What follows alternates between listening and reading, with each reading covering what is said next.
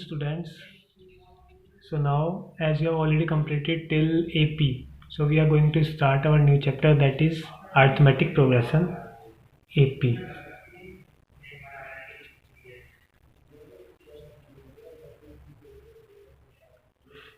पहले हमें समझना पड़ेगा कि AP होती क्या है। AP मीन्स अर्थमेटिक प्रोग्रेशन होती क्या है, that is chapter number 5 of your NCERT book.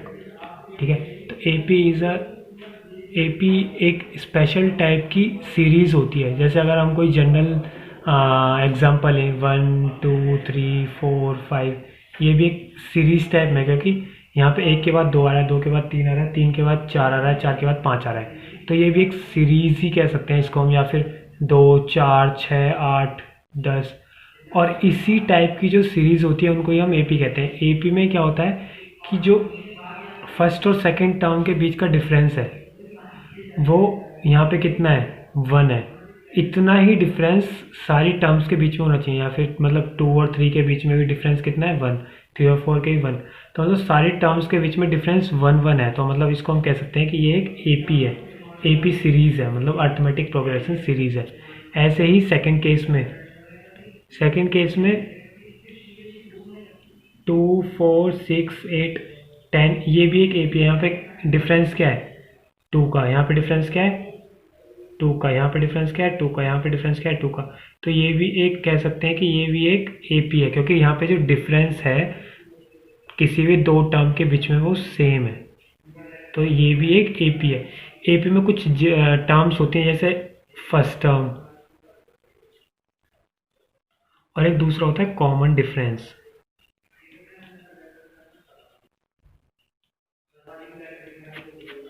तो फर्स्ट टर्म को हम डिनोट करते हैं स्मॉल a से, और कॉमन डिफरेंस को डिनोट करते हैं हम D से। तो इस फर्स्ट टर्म का मतलब क्या हुआ, जैसे अब मैं एक नया एग्जांपल लेता हूँ, 3 6 9 12 15 18। तो यहाँ पे जो फर्स्ट टर्म होगी वो हमारी पहली टर्म होगी। पहली टर्म कौन सी है, 3। तो a की वैल्यू क्या हो गई, 3। और अगर हम कॉमन डिफरेंस देखें तो कॉमन डिफरेंस किसी भी दो टर्म के बीच का डिफरेंस होगा।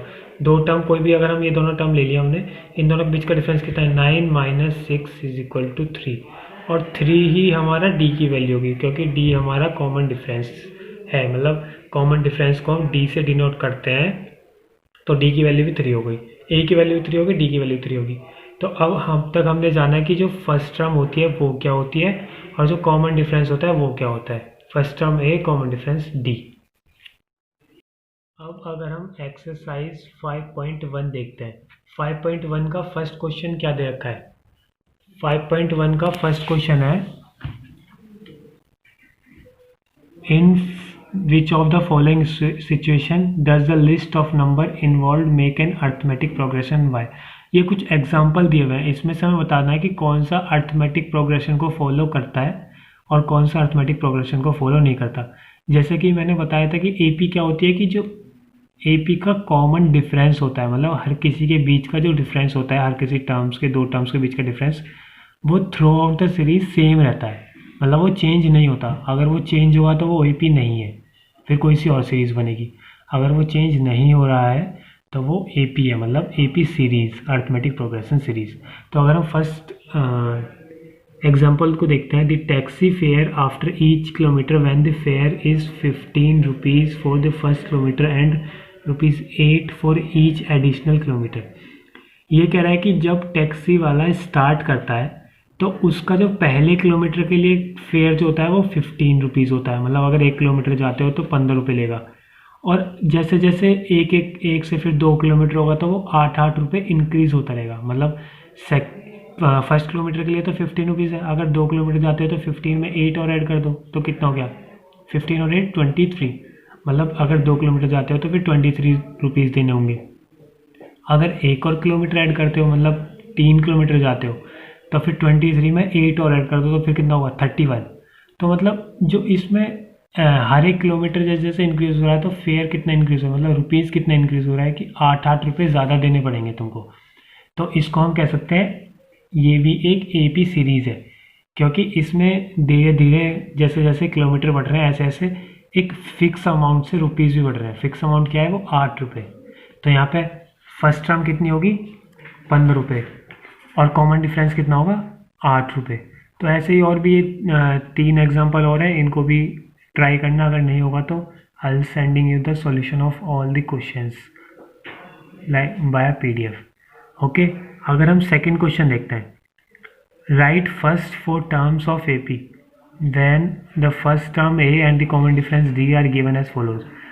अगर हमको A और D की वैल्यू गिवन होगी, मतलब A की वैल्यू 10 है और D की वैल्यू 10 जैसे फर्स्ट पार्ट में दिया है, तो हम AP सीरीज़ की पहली 4 टर्म या पहली 5 टर्म कैसे लिख सकते हैं। यहाँ पे 4 टर्म लिखनी है, तो उसका एक जनरल मेथड होता है, वो मैं आपको बताता हूँ। अब जैसे हमें कहीं भी A या D की वैल्यू दी होंगी, A की वैल्यू कुछ भी है, D की वैल्यू कुछ भी है, तो उसमें हम सीरीज़ को कैसे बनाएंगे हम ये सीखेंगे। तो अगर जैसे इस जो मैंने अभी क्वेश्चन बताया था, इसमें और D की वैल्यू दी हुई थी और इसमें AP सीरीज़ की पहली 4 टर्म बतानी थी, तो जो AP सीरीज़ होती है उसको अगर हम जनरल टर्म्स में लिखें तो उसको ऐसे लिखते हैं A plus D, A plus 2D, A plus 3D, A plus 4D, ऐसे ही ये चलती रहती है, A plus n-1 into D। ठीक है, ये एक जनरल फॉर्मूला टाइप में है, A plus D, A plus 2D, A plus 3D। तो यहाँ पे हमें कितनी 4 टर्म बतानी थी, तो मतलब पहली, दूसरी, तीसरी, चौथी, यहाँ तक बताना है। जैसे ही फर्स्ट क्वेश्चन में दिया था A की वैल्यू 10 और D की वैल्यू भी 10 दी थी, तो यहाँ पे पुट कर दो, तो फर्स्ट 4 टर्म्स क्या हो जाएंगी, first 4 terms is equal to 10, 10 plus 10, 10 plus 2 into 10, 10 plus 3 into 10, तो क्या हो गई 10, 20, 30, 40, और ऐसे आगे बढ़ती जाएगी, क्योंकि हमें 4 टर्म्स बतानी थी, तो 4 टर्म्स ये हो गई, इसका आंसर ये हो गया। ऐसे ही तुम्हारे जो सेकंड क्वेश्चन है वो सारे सेम है बिल्कुल, बस ये जो सीरीज़ मैंने गिवन थी, ये वाली सीरीज़ जो गिवन थी, A plus D, A plus 2D, A plus D, A plus 2D, A plus 3D, A plus 4D, इसमें तो 4 टर्म है, कितनी भी टर्म पूछे तुम ऐसे ही आगे को बढ़ाते चले जाओगे। यहाँ पे क्या आएगा, A प्लस 5D, फिर A प्लस 6D, ऐसे जितनी भी टर्म्स पूछे ऐसे ऐसे आगे आगे इंक्रीज करते चले जाओ। तो ऐसे ही हमारा सेकेंड क्वेश्चन हो जाएगा। थर्ड क्वेश्चन में क्या है, for the following AP right the first term and common difference. अब इसमें थर्ड क्वेश्चन में फर्स्ट टर्म और कॉमन डिफरेंस पूछा है, तो ये इसका अपोजिट पूछ लिया। पहले फर्स्ट टर्म और कॉमन डिफरेंस गिवन था, तो हमें AP सीरीज बतानी थी। अब AP सीरीज गिवन है, तो हमें फर्स्ट टर्म और कॉमन डिफरेंस बताना है, तो ये भी सेम ही है। अब इसमें क्या करेंगे, जैसे हमें फर्स्ट टर्म और कॉमन डिफरेंस बताना है, जैसे फर्स्ट एग्जांपल लेते हैं, तो सीरीज गिवन है 3, -1, -3 डैश। तो ये हमारा फर्स्ट पार्ट है। तो अब फर्स्ट टर्म क्या होती है, जो पहले लिखी होती है, तो मतलब A की वैल्यू क्या होगी 3, ये होगी हमारी फर्स्ट टर्म। और मैंने कॉमन डिफरेंस बताया था आपको, कॉमन डिफरेंस क्या होता है, second term minus first term. तो सेकंड टर्म कितनी है, D is equal to 1 minus first term कितनी है 3, तो कितना हो गया -2 हो गया हमारा कॉमन डिफरेंस, 3 हो गया हमारा फर्स्ट टर्म। और अब जो हमारा फोर्थ क्वेश्चन है उसमें कुछ नहीं है, उसमें भी सेम है, बस ये है कि हमें पहले तो ये देखना है कि वो AP है कि नहीं है। अगर AP है तो उसका A और D की वैल्यू बतानी है, नहीं A की नहीं बतानी, खाली D की बतानी है, कॉमन डिफरेंस बताना है बस आपको। तो इसमें बस ये वेरीफाई करने के लिए क्या करोगे, AP सीरीज़ है कि नहीं, सबका कॉमन डिफरेंस देखोगे, जितनी सारी टर्म्स हैं सबके बीच का, 2 टर्म्स के बीच का common difference through out the series same है, तो वो AP, अगर सेम नहीं है तो वो AP नहीं है।